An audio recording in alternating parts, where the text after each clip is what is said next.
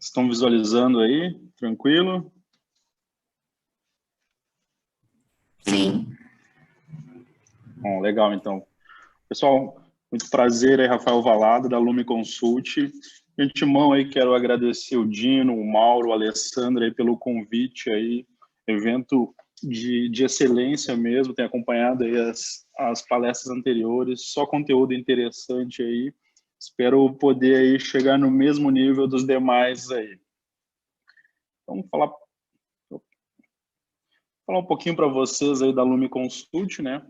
Uma empresa paranaense, uma empresa aí com 34 anos de mercado, uma empresa que trabalha hoje com soluções end-to-end, né? Parceira IBM há 30 anos, é uma empresa que consegue fornecer desde o hardware até atender a camada de aplicação, seja SAP ou outro ERP, né? Mas o nosso foco grande hoje, aí, os grandes clientes estão dentro da plataforma SAP. A empresa também trabalha com um portfólio de digital, então a gente consegue entregar soluções end-to-end aí para os nossos clientes. Esses são os nossos pilares de serviço, né? A gente entende aí que com esses 4 pilares consegue atender bem o propósito dos nossos clientes, com um foco muito grande em cima de SAP, né? Trabalhando aí com implementação de S4HANA, TDF, a gente trabalha hoje num momento muito forte em cima de conversão de quem tem o RP, o ECC, né? O RP anterior e está indo para o S4HANA, está fazendo um trabalho muito forte, seja com arquiteturas on-premise ou uma arquitetura cloud, arquiteturas híbridas aí dentro do mundo SAP, cada vez mais a arquitetura está se direcionando para as arquiteturas cloud, aí, né? Mesclando os dois mundos aí. Alocação especializada de profissionais SAP, trabalhamos também com AMS, né, das demais tecnologias SAP. Ponto importante também, a gente tem aí um pilar de Advisory Service, onde a gente consegue trabalhar muito forte com a gestão de identidade, onde temos uma parceria aí com a eTrust, aí, projetos onde estamos trabalhando forte, aí, então vou tentar detalhar um pouco para vocês, inclusive apresentar um case aí.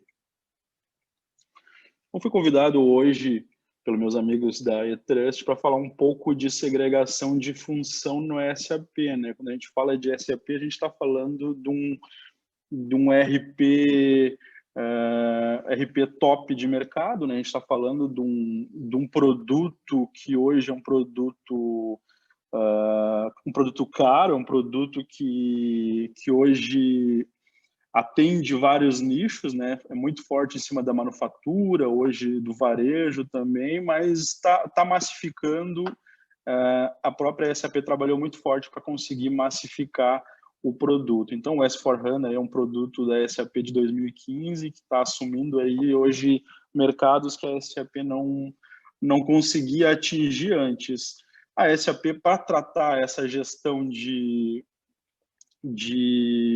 função, tem um produto chamado GRCAC, né, que é o Governance Risk Compliance Access Control, né, é um produto forte, é um produto consolidado aí, as grandes empresas têm, mas é um produto muito caro aí, hoje o mercado tem boas opções também, eu trabalho com a SAP, mas faço um trabalho muito consultivo junto aos clientes para tentar endereçar sempre a melhor solução para os clientes. Um pouco aí do meu perfil, né? Hoje eu sou sócio e gerente de delivery da Lume Consult, trabalho há mais de 20 anos com a SAP, já fui consultor, já fui arquiteto, sou gerente de delivery, trabalho com a parte de pré-venda também, então eu navego nesse ambiente SAP aí há mais de 20 anos aí. A minha agenda aqui, que eu vou falar, dar uma visão para vocês, vamos falar um pouquinho do SAP, né? Os desafios do cotidiano, vamos falar daí da segregação de função do Sapsod aí, um pouco de um case aí que a gente está trabalhando no momento, em parceria com a eTrust, e vamos abrir o espaço aí para dúvidas aí. Então, eu não sei se todo mundo que está da nossa audiência hoje está familiarizado com a SAP, conhece um pouco da SAP, então, na dúvida, eu estou trazendo para vocês uma visão da SAP. Uma empresa aí de 48 anos no mundo, só de Brasil 25 anos, é uma empresa que atua hoje, vamos falar, praticamente no mundo todo, né? São 190 países de presença, uma empresa que investe mais de 1 bilhão de euros anuais em pesquisa e desenvolvimento de produtos, né? Então, tem 4 mil parceiros aí ao redor do mundo, mais de 350 mil clientes ativos, né? Possui associações globais de clientes e de usuários, né? No Brasil, muito forte a ZUG aí. Possui aí os 700 globais de pesquisa e desenvolvimento e suporte, inclusive aqui no Rio Grande do Sul, onde eu me localizo agora, existe um desses centros, né? O SAP Labs. E em números de Brasil hoje, a SAP está representando aí 80% da receita de transações financeiras mundiais passam por SAP, e em nível de Brasil, mais de 71% do PIB do Brasil é executado em sistemas da SAP. A SAP fez uma pesquisa aí em parceria com a Azug e trouxe algumas informações que eu considero importante aí. Olhando para os desafios do cotidiano, essa pesquisa trouxe que 77% das empresas hoje, utilizando o SAP, não vão atender LGPD com o atual mapeamento de acessos e perfis, né? Então, quando a gente fala de mapeamento de acessos e perfis, nós estamos falando aí de, no mínimo, 3 camadas, né? De tratar em cima de mestre de usuário, de transação e de objetos de autorização. Quando a gente fala de uma primeira camada aí de mestre de usuário, é onde o key user, o usuário final, ele entra com o usuário e senha dele, onde a gente chega num segundo nível que ele transaciona no ambiente, né? Hoje até o S4 está trazendo uma visão nova de front-end, esse front-end web ainda também abre uma nova tratativa para o mundo web. Quem é de SAP estava acostumado a trabalhar naquela interface SAP-GUI, né? Onde eu instalava um client em cada máquina. Hoje eu faço uma navegação via browser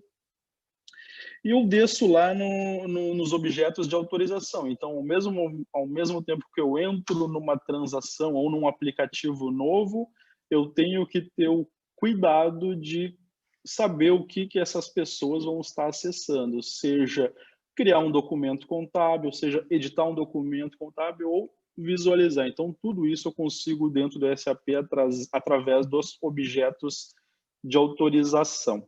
Então, esse número de 77% é um número que dispara aí várias necessidades dentro do mundo SAP. Muitas empresas estão correndo aí para se reorganizar, e essa reorganização passa aí por alguns desafios que eu vou ilustrar aí nos próximos slides aí.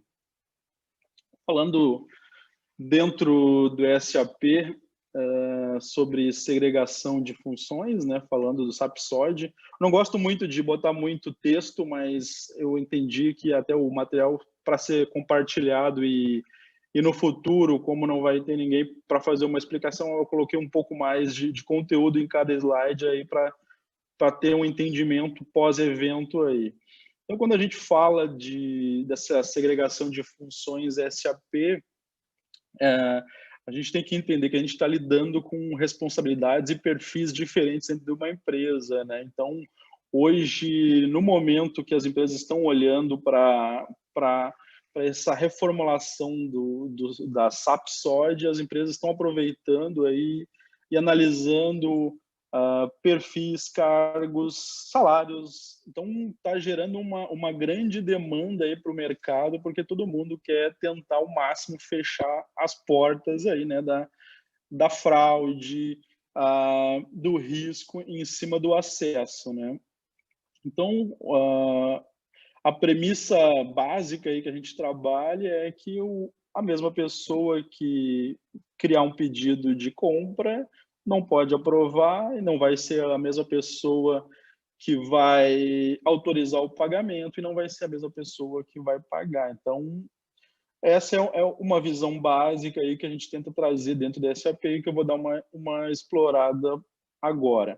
Quando eu falo de princípios de segregação dentro da SAP, a gente está falando de 4 grandes passos aí, né? Que é o desenvolvimento do SAP-SOD, a implementação do SAP-SOD, a avaliação, né, de SAP-SOD e a correção SOD no SAP. O grande erro hoje que a gente vê no mercado aí quando a gente é convidado a analisar, a compreender aí o momento das empresas é que as empresas estão tentando aí dar uma atalhada e ir direto para correção SOD no SAP.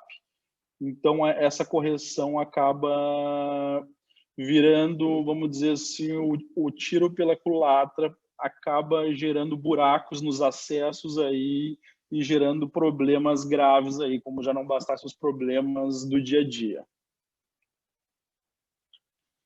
Então, falando um pouco aí sobre o desenvolvimento SAP-SOD, né? A gente tenta ter sempre uma visão de estrutura organizacional bem definida através da estrutura de vendas, de compras, financeira, contábil. Tudo isso aí a gente consegue separar dentro do SAP, né? A gente chama justamente de estrutura organizacional, que eu vou dizer quantas empresas são, quantos centros tem cada empresa, quantos locais de negócio. Eu vou separar se eu trabalho com um grupo de compras, se eu separo por grupo de compradores. Tudo isso aí é possível de realizar através de parametrização dentro do SAP. Então, isso também está muito alinhado já com a visão de SAP-SOD, né? Então, toda vez que eu começo um projeto novo de implantação, os clientes cada vez mais olham para... Eu quero a melhor prática já olhando para a governança, para no futuro não ter problemas de acesso. A gente sempre traz uma visão de melhores práticas aí. Então, como eu falei para vocês, eu exemplifico abaixo agora, onde um elemento, a pessoa A cria um pedido, né? Ele está dentro do módulo de compras, né? O módulo de MM dentro do SAP. O aprovador também está dentro do módulo de compras, né? É uma segunda pessoa, a pessoa B, né? Eu jamais vou poder ter esse conflito aí, o SAP consegue tranquilamente trabalhar com isso. Vou gerar uma terceira pessoa aí para aprovar essa compra e vou na contabilidade eu tenho um pagador aí para isso, então vou segregar papéis aí. Outro ponto que eu gostaria de destacar nessa visão aqui, pessoal, é que quando a gente fala de matriz dentro do SAP, a gente tem aí vamos dizer assim, uma separação, ou não sei se seria melhor chamar de separação, mas vamos falar assim, trabalhar com múltiplas matrizes devido à diferença nos processos de negócio, né? Eu não estou falando até da questão de país, eu estou falando de tamanho de planta, de necessidade local de negócio. As empresas, às vezes, têm um pool de negócios distintos aí acaba gerando algumas matrizes aí para tentar encaixar da melhor maneira a sua unidade de negócios. Outro ponto importante aí quando a gente fala da implementação SAP-SOD, né, o segundo tópico aí, é um mapeamento, é fazer esse mapeamento que eu detalhei nessa planilha, nesse exemplo de planilha aqui, onde a gente consegue entender a função, a descrição da atividade, qual é o objeto, a descrição do objeto, né, a autorização e a transação que ele vai estar usando. Então, um gerente de vendas e especialista em marketing, eles têm, vamos falar, responsabilidades semelhantes e podem executar ações semelhantes.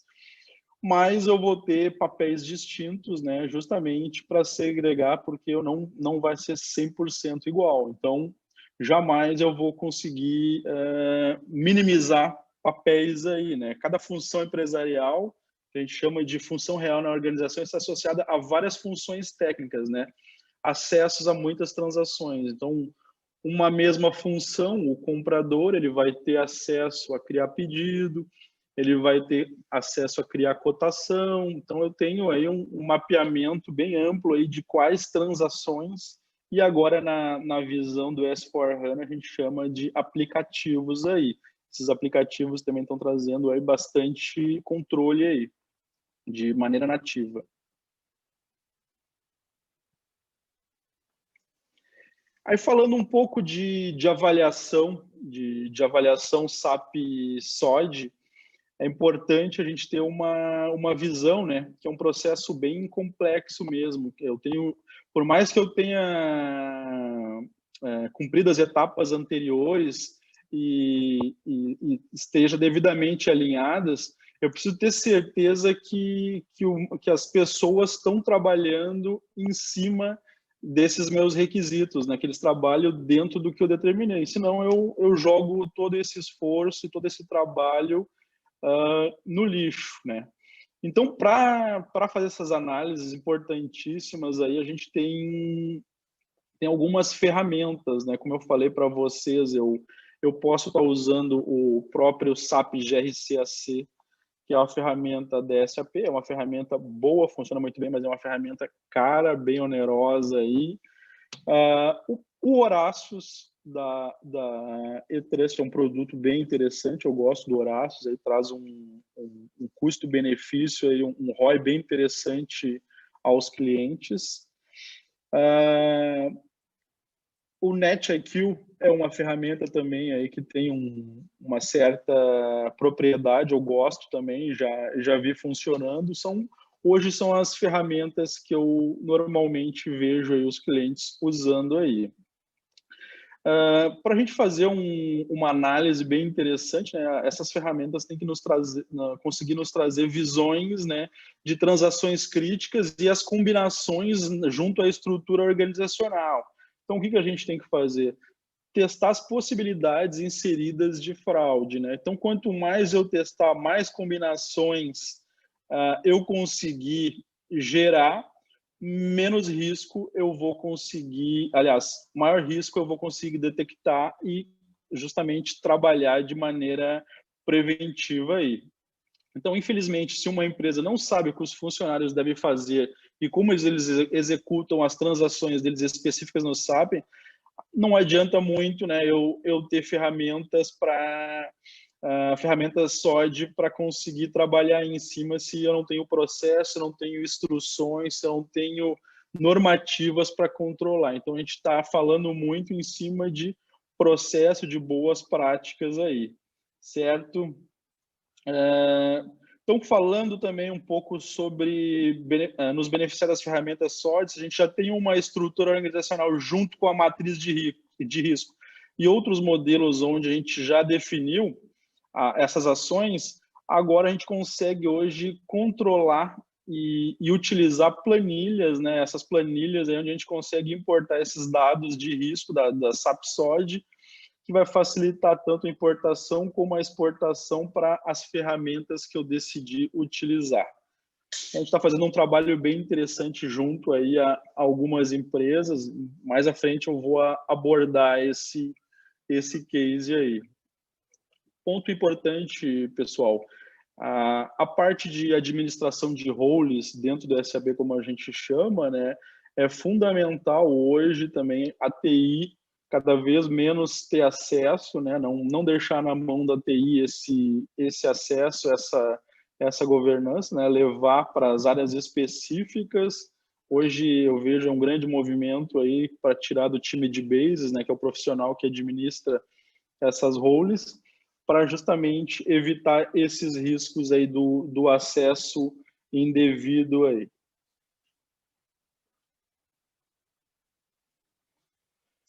Falando um pouco para vocês de correção, né, SAP SOD, né, então a gente vê uma visão aí de mitigação de riscos, né, a gente fala dessa última etapa, onde está o maior erro que as pessoas, as empresas tentam atropelar e entrar diretamente na correção SAP SOD, né, é o processo difícil, né, porque a gente tem aí desvios de comportamento, onde a gente tem que analisar, onde a gente tem que levar em consideração números de usuários, funções, onde eu tenho que fazer análises baseadas em, por exemplo, se eu tenho um número superior de usuários, por exemplo, mais de 80, 100 usuários com a mesma função, para entender o que ele está acessando, o nível de objeto que eu vou ter para funções. Então, essas definições são importantíssimas aí, né, para a gente conseguir manter um controle detalhado e evitar possíveis aberturas, possíveis portas aí para fraude aí, que é onde hoje o pessoal acaba olhando muito aí. Como regra, as ferramentas SOD fornecem não apenas a lista de usuários com conflitos, mas também a lista de funções técnicas com conflitos. Então, no caso, pessoal, de ocorrer um conflito com uma função técnica, a gente tem um conflito com os usuários incluídos nela. Então, eu vou ter sempre que fazer uma análise técnica para concluir.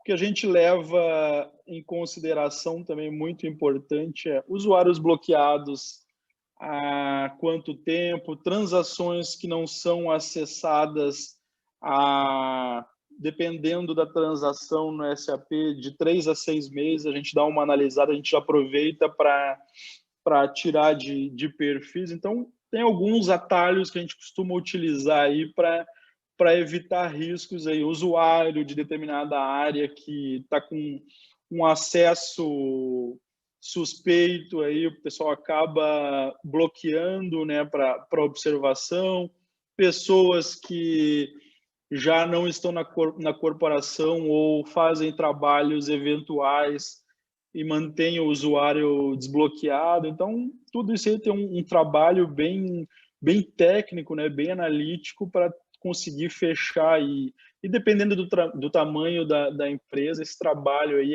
é complexo, né? A gente sabe aí que alguns clientes que a gente trabalha hoje tem por volta de 15 mil usuários SAP. Então, para manter essa governança e tudo isso aí é bem complicado, aí acaba gerando um grande time aí para administrar isso aí. Eu coloquei ali algumas dicas, né, para simplificação de trabalho aí também, né?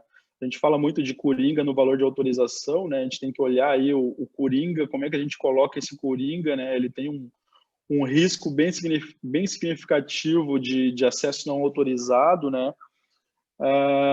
Isso aí é casos extremos, né?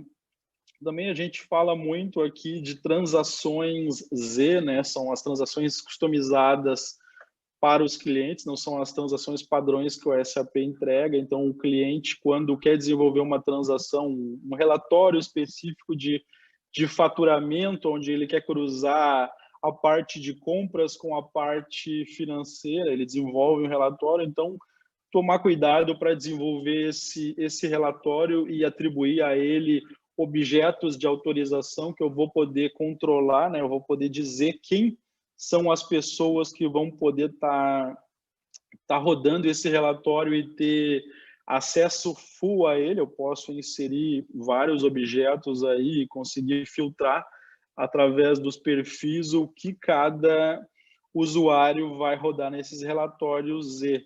Então, às vezes, na ânsia de entregar um relatório com urgência, a área de negócio demandou, os desenvolvedores ou até o próprio usuário ou o analista de TI não colocam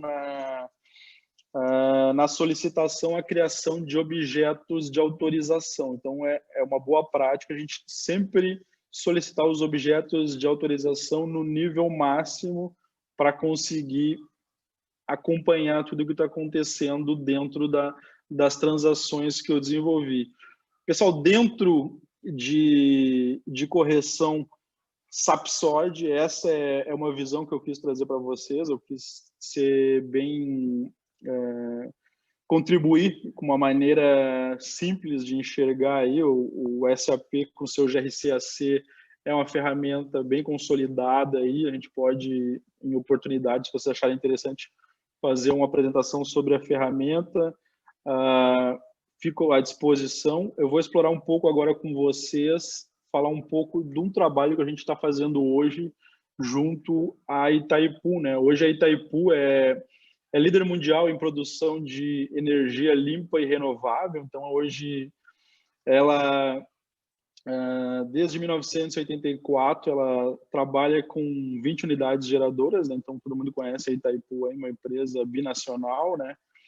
Então, a Itaipu hoje está fazendo um trabalho e-trust com o Lume Consult, onde está fazendo todo um trabalho de melhoria, de mapeamento, integração da atual matriz SOD, né, da Itaipu. Então, a gente está conseguindo trazer para eles uma otimização tanto da matriz deles, também está alinhado com a gestão de identidade, né? Então, a gente está fazendo um trabalho de aperfeiçoar a aderência contínua dos requisitos deles de segurança e os processos deles de concessão de acessos. Então, hoje, eles têm tentam padronizar esses processos para os dois países, para o Brasil e para o Paraguai. Então, a gente está inserido nesse contexto junto com eles, um trabalho bem interessante, é um ambiente bem complexo, onde eles têm que fazer toda a gestão de identidade, não só do ECC, que é o produto que eles usam, mas do BW, do BO, dos outros produtos SAP que eles controlam, né, do GRC, inclusive, eles usam o GRC, quando eu estou falando de GRC, não é o GRCAC do Access Control, é o GRC, que é o produto de emissão de notas fiscais, né? Então, é um case interessante, se vocês gostarem de saber mais informações, também a gente tem à disposição. Outro ponto importante é que a gente está fazendo toda essa revisão de concessão dos perfis, assegurando para eles que todos os acessos concedidos sejam formalmente solicitados. Então, eles entraram com o Horácios num primeiro momento e agora estão incorporando a parte SAP, conectando aí o Horácios com todo o trabalho de SAP que a gente está fazendo com eles aí. É um projeto bem bacana, bem desafiador aí. Da minha parte, pessoal, é isso. Eu fico à disposição para tirar dúvidas. Fiquem à vontade aí de questionar aí. Tentei otimizar aí a apresentação para não trazer aí alguma coisa, algum tema polêmico aí para vocês aí.